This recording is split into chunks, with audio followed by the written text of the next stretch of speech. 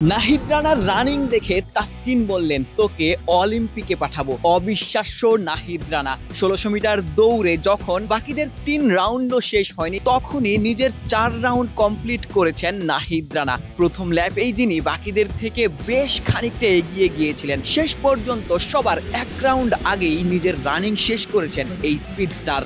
টানা দ্বিতীয়বারের মতো ফিটনেস টেস্টে প্রথম দিকেই থেকেছেন নাহিদ রানা এবং তানজিম সাকিবরা। ১৬০০ মিটার যখন কমপ্লিট হয়ে গেছে এই সময়টাতে বাকিরা মুস্তাফিজরা ৩ রাউন্ডও শেষ করতে পারেননি। একটা নির্ধারিত ওই টাইম ল্যাপ কিংবা টাইম ফ্রেম বেঁধে দেওয়া হয়েছিল ৬ মিনিট ৪০ সেকেন্ড, তার আগে কিন্তু মুস্তাফিজরা শেষ করতে পারেনি। মুস্তাফিজ, শামীম পাটোয়ারিরা ওই ৬ মিনিট ৪০-এর মধ্যে শেষ করতে পারেনি, তাদের ৭ মিনিটেরও বেশি সময় লেগেছিল। তাসকিন আহমেদ লম্বা সময় পর ফিরেছেন।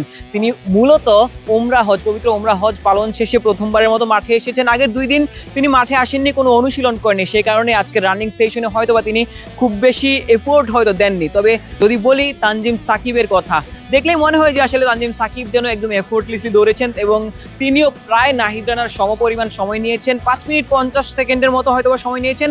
নেদারল্যান্ডস সিরিজ কিংবা এশিয়া কাপ সামনে রেখে এই ফিটনেস সেশনটা ছিল। নাথান কেলি ছিলেন এই ফিটনেস সেশনের তত্ত্বাবধানে।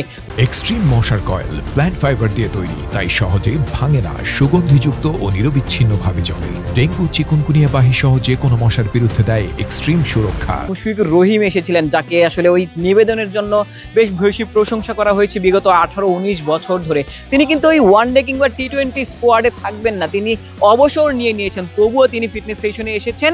তিনি টেস্ট ক্রিকেটটা এখনও চালিয়ে যাচ্ছেন। তার ফিটনেস লেভেল এখনও কিন্তু অন্য অনেকের থেকে ভালো রয়েছে।